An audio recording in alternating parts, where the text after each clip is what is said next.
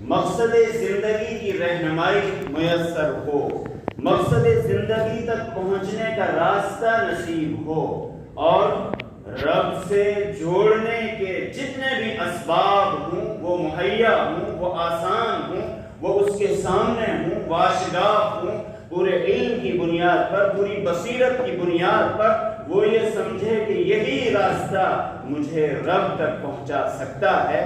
قرآن پاک ان تمام چیزوں کو ایک لفظ کے اندر سموتا ہے۔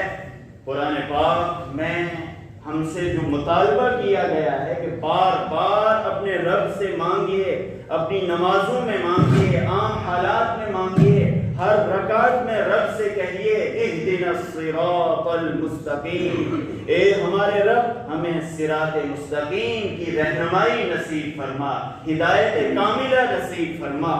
ہدایت یہ انسان کی بنیادی ضرورت ہے۔ ہدایت انسان کے لیے ایک ایسی چیز ہے جس کی وجہ سے وہ دنیا میں بھی سرخرو اور کامیاب و کامران ہو سکتا ہے اور وہ جنت تک بھی پہنچ سکتا ہے۔ اور ہدایت انسان کو کہاں سے مل سکتی ہے؟ انسان کو ہدایت بذات خود نہیں مل سکتی ہے۔ انسانیت کے لیے اللہ تبارک و تعالیٰ نے ہدایت کے اسباب متعین فرمائے ہیں، اور وہ اسباب اگر میسر ہیں، وہ اسباب اگر سامنے ہیں، اگر انسان کا دل تیار ہے، انسان کے دل کے اندر عاجزی ہے، انسان کے دل کے اندر طلب ہے، تڑپ ہے، جستجو ہے، اور کسی منزل تک پہنچنے کا جذبہ ہے، یہ بات ناممکن ہے کہ رب پھر اس کو بے یار و مددگار چھوڑ دے۔ انسان کی رہنمائی کے لیے اللہ تبارک و تعالیٰ نے ایسے اسباب متعین فرمائے ہیں، ایسی چیزیں متعین فرمائی ہیں کہ اگر واقعتاً انسان طلبگار ہے، نیاز مندی ہے، عبدیت ہے، قرآن پھر اعلان کرتا ہے آغاز میں ہی ذَلِكَ الْكِتَابُ لَا رَيْبَ فِيهِ هُدًى لِّلْمُتَّقِينَ، یہ ایک ایسی کتاب ہے جو شک و شبہ سے بالا تر ہے، لا ریب ہے، اور یہ باعث ہدایت ہے للمتقین۔ متقی کا ترجمہ ہے یہاں نیاز مند، طلبگار، جس کے اندر طلب ہو، جستجو ہو۔ تقویٰ یہ ایک ایسی چیز ہے اگر یہ انسان کو نصیب ہو جائے، اس کے بہت سے مراحل ہیں۔ ابتدائی مرحلہ تقوی کا وہ طلب ہے، جس کے اندر بھی طلب ہوگی، جستجو ہوگی، تڑپ ہوگی، یقینی طور پر قرآن پاک ایسے لوگوں کے لیے باعث ہدایت بنے گا۔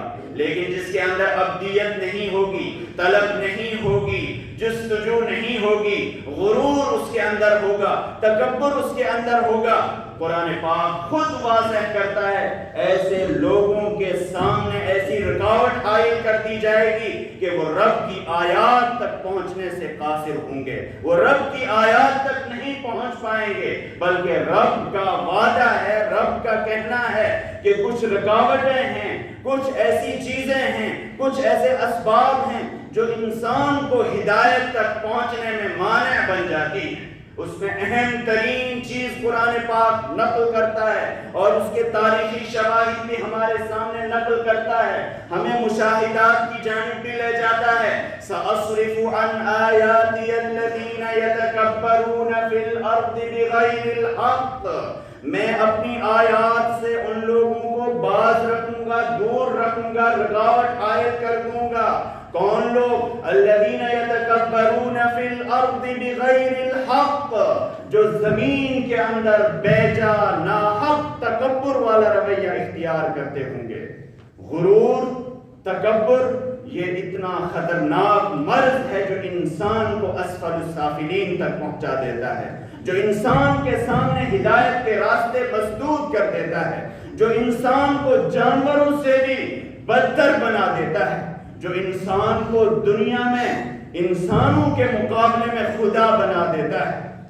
تکبر یہ اللہ تبارک و تعالیٰ کی خاصیت ہے۔ اللہ تبارک و تعالیٰ نے اپنے بارے میں ارشاد فرمایا ہے کہ الکبریاء ردائی، کبریاء، بڑائی، برتری یہ میری چادر ہے، جو میری چادر کو اتارنے کی کوشش کرے گا اس کے خلاف میرا اعلان جنگ ہے، اور سب سے پہلی چیز، سب سے پہلا سبب جو انسان کو اس راستے میں حائل ہو جاتا ہے وہ یہ ہے کہ انسانیت کے لیے ہدایت کے راستے مسدود کر دیے جاتے ہیں۔ غرور، تکبر اور غفلت، دو چیزیں قرآن پاک نقل کرتا ہے، یہ انسان کے لیے انتہائی خطرناک مہلک امراض ہیں۔ غرور اور تکبر بھی انسان کو لے ڈوبتا ہے، اسی طرح سے غفلت، اگر انسان غافل ہے، سو رہا ہے، مقصد زندگی سے آگاہ نہیں ہے، اس دنیا کے بعد کی دنیا کے بارے میں وہ بے خبر ہے، اقترب للناس حسابهم وهم في غفلة معرضون، لوگوں کے پاس حساب کا وقت آیا چاہتا ہے، بہت قریب ہے، لیکن یہ لوگ غفلت میں پڑے ہوئے ہیں۔ الہاکم التکاثر حتی زرتم المقابر، تم کو کثرت دنیا کے تنافس نے اتنا غافل کر دیا ہے، لہو و لعب میں، بے مقصد چیزوں میں، حتی زرتم المقابر، یہاں تک کہ آپ لب غور تک پہنچ جاتے ہو۔ ایک متکبر اور دوسرا غافل، قرآن پاک کا مطالعہ کر لیجئے، ہر جگہ ان اسباب کے بارے میں انسان کو متنبہ کیا گیا ہے کہ غفلت یہ بھی بڑی خطرناک چیز ہے، اور غرور اور تکبر یہ تو انسان کو دنیا میں بھی ذلیل و خوار کر دیتا ہے، اور آخرت میں بھی ایسے لوگوں کا انجام انتہائی رسوا کن ہوگا۔ اور سب سے بنیادی چیز قرآن پاک اس حوالے سے کہتا ہے کہ انسان کو جس کی سب سے زیادہ ضرورت ہے وہ رب کی آیات پر غور کرتا رہے۔ رب کی آیات دو طرح کی ہیں دنیا کے اندر، ایک وہ آیات جو آیات قرآنیہ ہیں، جو قرآن پاک میں اللہ تبارک و تعالیٰ نے انسانوں کی ہدایت کے لیے نازل کی ہیں، وہ آیات نشانیاں ہیں، وہ آیات معجزہ ہیں، وہ آیات رب کی طرف رہنمائی کرنے والی نشانیاں ہیں، ایسی نشانیاں کہ اگر واقعتاً انسان رب کا کلام پڑھے، رب کے کلام کے سامنے جھک جائے، اپنے دل اور دماغ کو جھکا دے، پھر وہ رب تک یقینی طور پر پہنچ جائے گا، کیونکہ یہ ہدی للمتقین ہیں۔ یہ ایسی ہدایات ہیں، ایسی ہدایات کی آیات ہیں جو انسان کو رب سے مربوط کر دیتی ہیں۔ یہ آیات قرآنیہ ہیں، قرآن پاک بار بار ان آیات کی جانب متوجہ کرتا ہے کہ جو لوگ ان آیات پر غور کرتے ہیں، یتلونہ حق تلاوتہ، ان کی تلاوت کرتے ہیں، ایسے ہی نہیں کہ زبان سے تو ادا کر رہے ہیں لیکن دل و دماغ پر اس کے اثرات مرتب نہیں۔ اور ایمان والوں کی صفات بیان کی گئی ہیں کہ جب رب کی آیات پڑھی جاتی ہیں، وجلت قلوبہم، ان کے دلوں کے اندر لرزہ پیدا ہو جاتا ہے، خوف زدہ ہو جاتے ہیں، تقشعر منہ جلود الذین، ان لوگوں کے دل جو رب سے ڈرتے ہیں، دل کے ساتھ ساتھ ان کا جسم بھی لرزہ پر اندام ہو جاتا ہے۔ انسان جب رب کی آیات کو پڑھے، رب کی آیات کی وجہ سے اس کے دل میں بھی یہ کیفیات پیدا ہوں، اس کے جسم میں بھی یہ کیفیات پیدا ہوں، اس کا دماغ بھی ان کے اثرات کو قبول کرے۔ لیکن ہم اپنے اوپر غور کریں، جب ہم رب کی آیات کو پڑھتے ہیں، کہیں ایسا تو نہیں یہ کیفیات ہم میں نہ پائی جاتی ہوں، کچھ رکاوٹیں ہوں، کچھ ایسی چیزیں ہوں جن کی وجہ سے قرآنی آیات ہم پر اثر نہ کر پاتی۔ ایک آیات وہ ہیں جو آیات قرآنیہ ہیں، ان پر بھی غور کیا جانا چاہیے، ان کو بھی پڑھا جانا چاہیے، ان پر بھی تدبر کیا جانا چاہیے۔ قرآن پاک یہ آیا ہی ہے تاکہ اس پر تدبر کیا جائے، تفکر کیا جائے، غور و فکر کے نتیجے میں انسان ایک ہدف تک پہنچ جائے، ایک نصب العین تک پہنچ جائے۔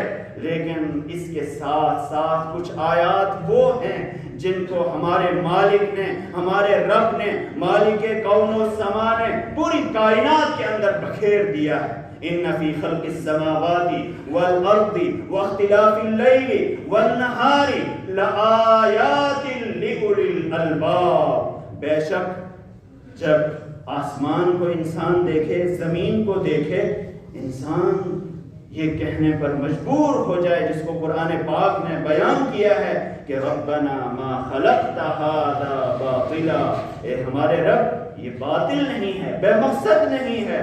یہ کائنات، یہ آسمان، یہ زمین اور گردش لیل و نہار واختلاف اللیل والنہار. اگر انسان جانور بن گیا ہو تب تو کوئی مسئلہ نہیں، لیکن دن سے رات کو وجود میں لانا اور رات سے دن کو وجود میں لانا یہ کوئی معمولی نشانی نہیں ہے، معمولی چیز نہیں ہے. یہ رب کی اہم ترین صفات میں سے ہے. تولج اللیل فی النہار وتولج النہار فی اللیل. اے اللہ تو ہی ہے جو رات کو دن میں داخل کرتا ہے اور دن کو رات میں داخل کرتا ہے. اسی لیے ایمان والے سے کہا گیا ہے جب وہ صبح کرے، جب وہ دیکھے کہ تاریکی کے بعد روشنی اس کے سامنے نمایاں ہو رہی ہے، اس وقت وہ رب کو یاد کرے، رب کے سامنے جھکے اور زبان سے بھی وہ کہے اصبحنا واصبح الملک للہ رب العالمین. ہم نے بھی صبح کی، پوری کائنات نے صبح کی، للہ رب العالمین، اللہ کے لیے جو رب العالمین ہے. اس وقت بھی وہ یاد کرے رب کو اور شام کو بھی وہ کہے امسینا وامسی الملک للہ رب العالمین. بعض روایات میں آتا ہے کہ حضرت حضور صلی اللہ علیہ وسلم جب فجر کی نماز کے لیے تشریف لے جاتے تھے، حضرت عائشہ صدیقہ رضی اللہ تعالی عنہا بیان کرتی ہیں کہ سورہ آل عمران کی آخری آیات کو تلاوت کرتے ہوئے آپ تشریف لے جاتے تھے. یہی آیات ان فی خلق السماوات والارض واختلاف اللیل والنہار لآیات لأولی الالباب، اور اس کے ماں بعد کی آیات. اور حضور صلی اللہ علیہ وسلم نے ان آیات کے بارے میں ارشاد فرمایا ویل لمن لاقھا بین لحیئی ولم یتفکر فیہا. تباہی ہے ایسے شخص کے لیے جس نے ان آیات کو اپنے جبڑوں میں پڑھا، زبان سے ادا کیا، وَلَمْ يَتَفَكَّرْ فِيهَا، لیکن ان کے بارے میں غور و فکر نہیں کیا. رب کی آیات پوری کائنات میں پھیلی ہوئی ہیں. کائنات کا ایک ایک ذرہ وہ رب کی رہنمائی کرتا ہے. رب کی معرفت انسان کو نصیب ہوتی ہے. بلکہ قرآن پاک تو یوں بھی کہتا ہے کائنات پر تو آپ کو غور کرنا ہی چاہیے، سورج پر، چاند پر، کائنات کے ایک ایک ذرے پر. وَفِي أَنفُسِكُمْ، اپنی ذات پر بھی ذرا غور کرو. اللہ نے آپ کے اندر کیا زبردست آیات رکھی ہیں. بولنے کی صلاحیت، دیکھنے کی صلاحیت، سننے کی صلاحیت. دماغ کے اندر اللہ تبارک و تعالیٰ نے کیا کیا کنٹرول کرنے کی صلاحیت رکھی ہے. ہارٹ کے اندر، دل کے اندر اللہ تبارک و تعالیٰ نے کیا کیا چیزیں مہیا کر رکھی ہیں. خون کیسے گردش کرتا ہے. انسان کی زبان کے اندر اللہ نے کیا تاثیر رکھی ہے. لعاب دہن پر ہی غور کر لیجئے، اگر یہ سوکھ جائے انسان کیسے بول سکتا ہے. انسان کیسے دنیا کے اندر قوت نطق اور قوت گویائی کا اظہار کر سکتا ہے. انسان کے اندر ایسی ہزاروں لاکھوں کروڑوں نشانیاں ہیں کہ اگر واقعتاً انسان اپنے جسم پر ہی غور کرے گا وہ یہ کہنے پر مجبور ہو جائے گا مجھے بندہ ہی بن کر رہنا چاہیے، مجھے عاجزی ہی اختیار کرنی چاہیے، میں بے بس ہوں، بے سہارا ہوں احکم الحاکمین کے مقابلے میں. اس کے مقابلے میں مجھے غرور اختیار نہیں کرنا چاہیے، تکبر نہیں اختیار کرنا چاہیے. لیکن جو انسان مغرور بن جاتا ہے گویا کہ وہ اپنے آپ سے بھی غافل ہو جاتا ہے، وہ اپنی ذات کو بھی بھلا دیتا ہے اور کائناتی حقائق بھی اس کے سامنے محو ہو جاتے ہیں.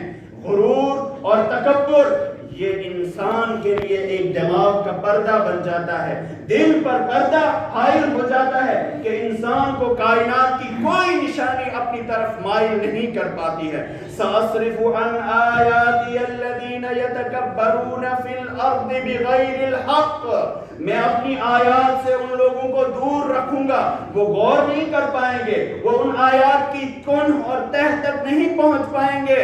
الذین یتکبرون فی الارض بغیر الحق، جو ناحق بیجا زمین کے اندر تکبر والا رویہ اختیار کریں گے. تکبر اس کے کئی مراحل، کئی درجات.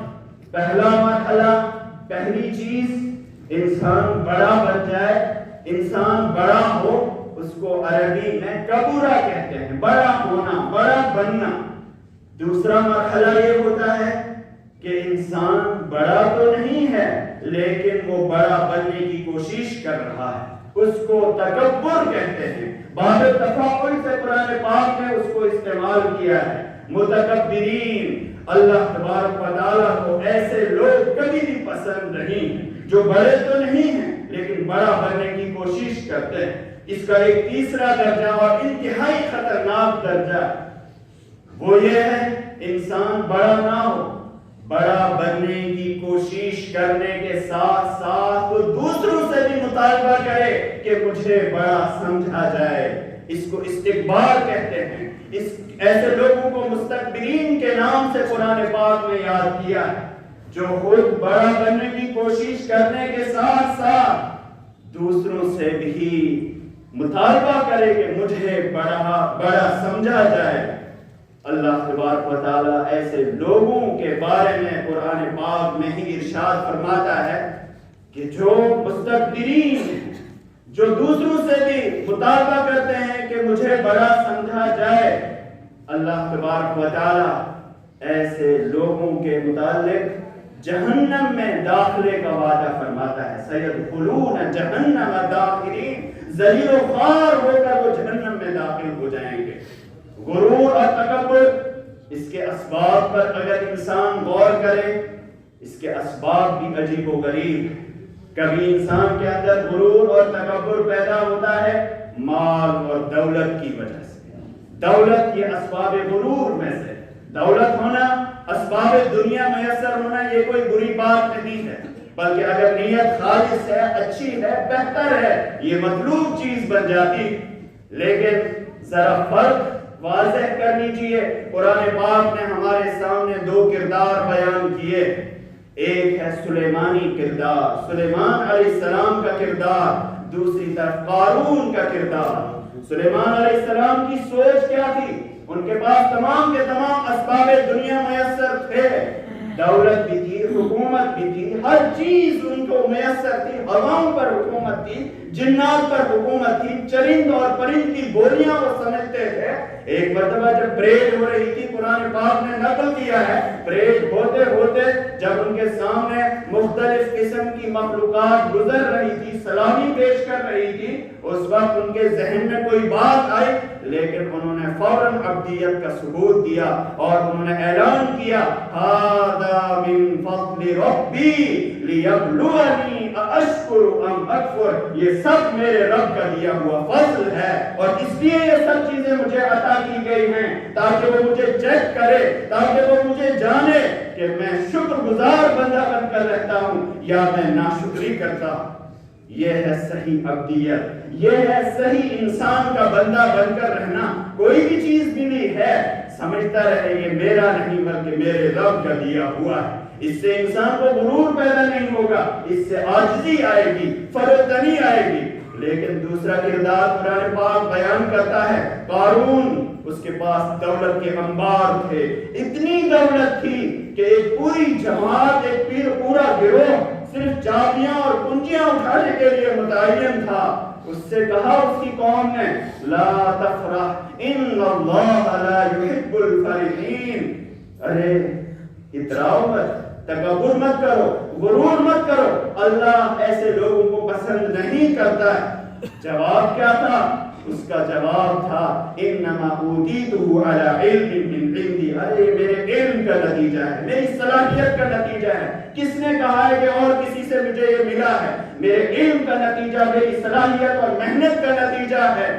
خیر وہ غرور کرتا رہا، تکبر کرتا رہا۔ قرآن پاک انجام بیان کرتا ہے کہ فَخَسَفْنَا بِهِ وَبِدَارِهِ الْأَرْضَ، ہم نے اس کو بھی اور اس کی پوری جائیداد پراپرٹی کو زمین کے اندر دھسا دیا۔ اس کے پاس کوئی پھر افرادی قوت نہیں تھی جو اس کو رب کے مقابلے میں بچا سکتی۔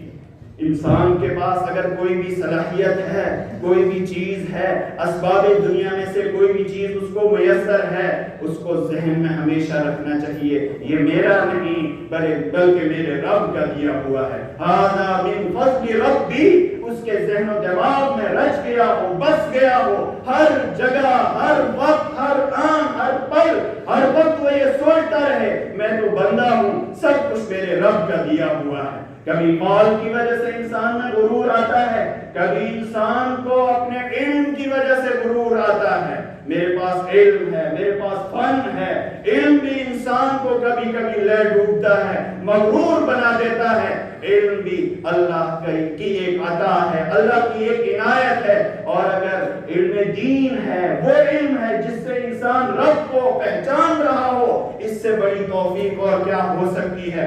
انسان کو علم کے نتیجے میں جھک جانا چاہیے، فرزدنی اور عاجزی اختیار کرنی چاہیے۔ علمی غرور یہ بھی بڑا خطرناک قسم کا غرور ہوتا ہے۔ کبھی کبھی منصب کا غرور ہوتا ہے، میرے پاس منصب ہے، میرے پاس پوسٹ ہے، میں یہ ہوں اور وہ ہوں۔ یہ سب عارضی چیزیں ہیں، یہ سب بھی چیزیں اللہ کی عطا کردہ ہیں۔ منصب کا غرور، وجاہت کا غرور، میرے لوگوں کے ساتھ تعلقات ہیں، میرے فلاں سے بنتی ہے، کچھ نہیں ہو سکتا ہے، میرے پاس افرادی قوت ہے۔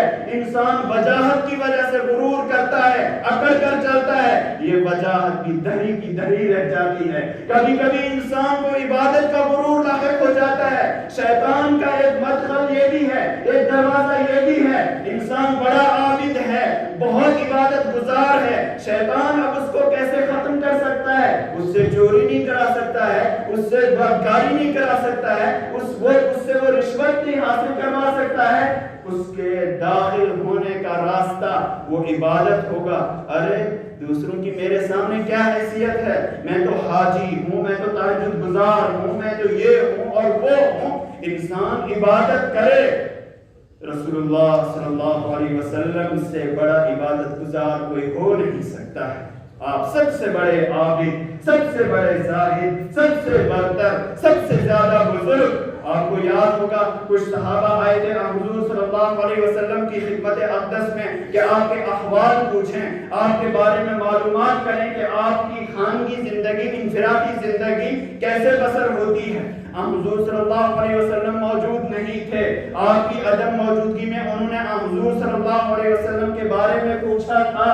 تو جب حضور صلی اللہ علیہ وسلم کے صبح و شام کی اوقات کے تمام اعمال بتائے گئے، کأنہم تقالوہا، حدیث میں آتا ہے ایسا لگا ان کی باڈی لینگویج سے کہ گویا کہ اس کو وہ کم تر سمجھ رہے تھے۔ ارے یہ تو کوئی چیز نہیں ہے۔ پھر وہ کہنے لگے کہاں ہم اور کہاں اللہ کے رسول صلی اللہ علیہ وسلم، آپ کے تو اگلے پچھلے گناہ معاف کر دیے گئے ہیں۔ ان میں سے ایک صحابی نے قسم کھائی کہ میں پوری زندگی رات بھر عبادت کرتا رہوں گا۔ دوسرے صحابی نے قسم کھائی کہ میں ہمیشہ روزہ رکھوں گا۔ تیسرے صحابی نے قسم کھائی کہ میں کبھی بھی شادی نہیں کروں گا۔ حضور صلی اللہ علیہ وسلم تشریف لائے، کچھ ہی دیر میں حضور صلی اللہ علیہ وسلم سے جب بتایا گیا، جب آپ کو آگاہ کیا گیا کہ اس طرح سے 3 صحابہ یہاں آئے تھے اور انہوں نے آپ کے اوقات کے بارے میں پوچھا تھا، اعمال کے بارے میں دریافت کیا تھا، اور ایسا لگا گویا کہ انہوں نے اس کو کم سمجھا اور انہوں نے ایسے ایسے وعدے کیے ہیں، قسمیں کھائی ہیں۔ حضور صلی اللہ علیہ وسلم انتہائی غضبناک ہوئے، ان کو طلب کیا گیا اور آپ صلی اللہ علیہ وسلم نے ان کو مخاطب کر کے کہا، آپ لوگ ہو جنہوں نے یہ قسمیں کھائی ہیں، اللہ کی قسم میں تم میں سب سے زیادہ عبادت گزار ہوں، تم سے زیادہ زاہد ہوں، لیکن میرا طریقہ کار یہ ہے، میں نماز بھی پڑھتا ہوں اور سوتا بھی ہوں، رات میں جاگتا بھی ہوں لیکن نیند بھی کرتا ہوں، کبھی روزہ رکھتا ہوں کبھی روزہ نہیں رکھتا ہوں، اور میں شادی بھی کرتا ہوں۔ یہ انسانی تقاضا ہے۔ اور پھر حضور صلی اللہ علیہ وسلم نے ارشاد فرمایا جو عام طور پر ہم خطبہ نکاح میں سنتے ہیں، فَمَنْ رَغِبَ عَنْ سُنَّتِي فَلَيْسَ مِنِّي، جس نے میرے طریقے سے اعراض کیا وہ مجھ سے نہیں ہے۔ حضور صلی اللہ علیہ وسلم سے بڑا عبادت گزار اور کوئی ہو نہیں سکتا ہے۔ عبادت کا غرور اگر کسی کے اندر آ گیا تو سمجھ لیجئے شیطان اس کے اندر سرایت کر گیا۔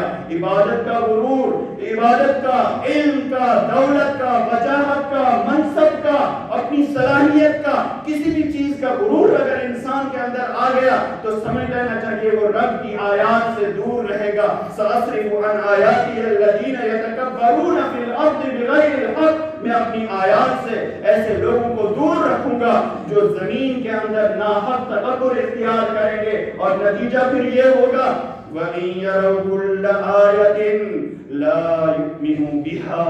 اگر وہ ہر آیت دیکھ بھی لیں نتیجہ یہ ہوگا کبھی ان کو ایمان لانے کی توفیق نہیں ہوگی، کیونکہ پردہ حائل ہے، رکاوٹ حائل ہے. وَإِن يَرَوْا سَبِيلَ الرُّشْدِ لَا يَتَّخِذُوهُ سَبِيلًا. اگر ہدایت کا راستہ ان کو میسر ہو بھی جائے کبھی ان کو ہدایت کے راستے پر چلنے کی توفیق نصیب نہیں ہوگی. اس راستے پر وہ چل نہیں پائیں گے کیونکہ انہوں نے اپنے آپ کو فطرت کو مسخ کر دیا ہوگا، تباہ کر دیا ہوگا. جو انسان بچپن سے ہی جنگلی ماحول میں رہے اس کو انسانوں سے کیا مناسبت ہو سکتی ہے؟ جو انسان بدبو میں رہے، بدبودار کیڑے کی طرح، وہ خوشبو کو کیا محسوس کر سکے گا؟ ایسے لوگ جو متکبر ہوتے ہیں، اپنی صلاحیتوں کو مسخ کر دیتے ہیں، اگر ان کو حق نصیب بھی ہو جائے، آشکارا بھی ہو جائے، وَإِن يَرَوْا سَبِيلَ الرُّشْدِ لَا يَتَّخِذُوهُ سَبِيلًا. رشد و ہدایت کا راستہ مل بھی گیا اس کو وہ اختیار نہیں کریں گے. وَإِن يَرَوْا سَبِيلَ الْغَيِّ يَتَّخِذُوهُ سَبِيلًا. گمراہی والا راستہ، مغربی تہذیب کا راستہ، اسلام کے مقابلے میں دوسرے نظام حیات نے جو طرز زندگی عطا کیا ہے، فیشن کی شکل میں، کلچر کی شکل میں، طرز زندگی جو بھی ہو، اسلام کے علاوہ جو بھی ہے وہ غیب والا راستہ ہے، گمراہی والا راستہ ہے، انسان کی فطرت سے ٹکرانے والا راستہ ہے. لیکن ایسے لوگوں کی فطرت کچھ ایسی ہی بن جائے گی کہ اسی غیب اور گمراہی والے راستے کو اختیار کر کے وہ فخر محسوس کریں گے. ذَلِكَ بِأَنَّهُمْ كَذَّبُوا بِآيَاتِنَا وَكَانُوا عَنْهَا غَافِلِينَ. ایسا کیوں ہوا؟ پہلی وجہ تو تکبر، دوسری وجہ تکبر کے نتیجے میں وہ رب کی آیات کو جھٹلاتے تھے. ارے کس نے بتایا آپ کو یہ رب کی آیات ہیں؟ وہ بحث کیا کرتے تھے، وہ منکرین حق میں شامل ہو گئے. کذبوا بآیاتنا. اور آخری چیز قرآن پاک بیان کرتا ہے وَكَانُوا عَنْهَا غَافِلِينَ. غفلت یہ انسان کو لے ڈوبتی. انسان کی ہلاکت کا اہم ترین ذریعہ قرآن پاک نے غفلت کو بیان کیا ہے. رب کی آیات سے انسان غافل ہو جائے، مقصد زندگی سے غافل ہو جائے، دنیا میں اتنا مست ہو جائے کہ اس کو اپنی منزل یاد ہی نہ رہے، اس کو یاد ہی نہ رہے کہ میں ایک دن بچہ تھا، آج جوان ہوں، اب بڑھاپے کی دہلیز پر قدم رکھ رہا ہوں، ایک دن میری زندگی کا سورج غروب ہو جائے گا. اس کو یہ یاد ہی نہ رہے کہ یہ صلاحیتیں ختم ہو جائیں گی، یہ مناصب ختم ہو جائیں گے، یہ قوہ، یہ سب ختم ہو جائیں گی. غفلت کا انسان شکار رہے یہاں تک کہ وہ رب کے سامنے حاضر ہو چکا ہوگا اور پھر وہ انسان تمنا بھی کرے گا کاش میں نے یہ کیا ہوتا، کاش یہ کیا ہوتا. لیکن اس کے سامنے پھر کوئی آپشن نہیں ہوگا کیونکہ وقت بہت کم ہے. اللہ تبارک و تعالیٰ نے ہمارے سامنے جو اسباب ہدایت مہیا کر رکھے ہیں ان اسباب تک پہنچنے کی ہم سب کو سعی کرنی ہے. اور جو بھی رکاوٹیں ہیں خاص طور پر غرور اور تکبر اور غفلت والی رکاوٹ، اس کو ہم اپنی زندگیوں سے دور کر لیں اور اللہ کے دین کی طرف مائل ہونے کی کوشش کریں. وآخر دعوانا الحمدللہ رب العالمین.